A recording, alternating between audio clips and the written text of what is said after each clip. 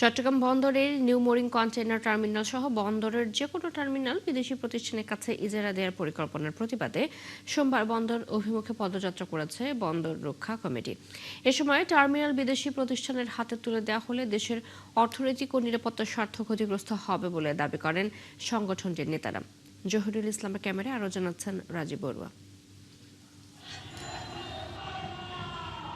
সকালে নগরীর আগ্রাবাদ মোড় থেকে বন্দর অভিমুখে পদযাত্রা শুরু করে বন্দর রক্ষা কমিটির নেতাকর্মীরা। বারিক বিল্ডিং মোড়ে পৌঁছালে তাদের আটকে দেয় পুলিশ।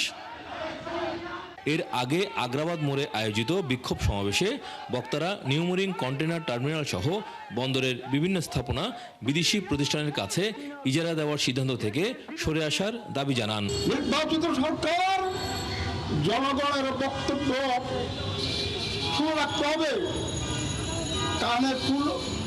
কানের মূলে পিঠে কুলো দিয়ে বসে থাকলে অজনপ্রিয় হবেন। কাঁচামরিচের দামটা পর্যন্ত নিয়ন্ত্রণ করতে পারতেছে না, সুতরাং বিদেশিদের নিয়ন্ত্রণ করা তো প্রশ্নই আসে না।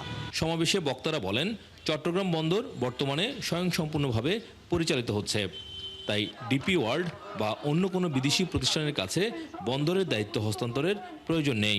টার্মিনাল আমাদের দেশের সম্পদ, এই টার্মিনালটা কোনো বিদেশিদের হাতে যাওয়া যাবে না।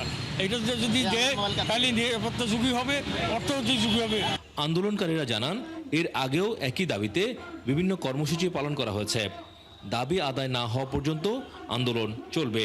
সরকার যদি জনগণের সরকার হয় তাহলে অবশ্যই জনগণের দাবি সরকার মানবে এবং জনগণের পক্ষে তার অবস্থান হবে। এটা আমরা দৃঢ়ভাবে বিশ্বাস করি।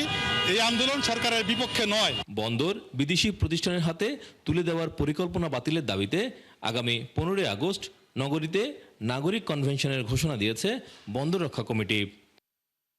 রাজীব বড়ুয়া, ৭১, চট্টগ্রাম।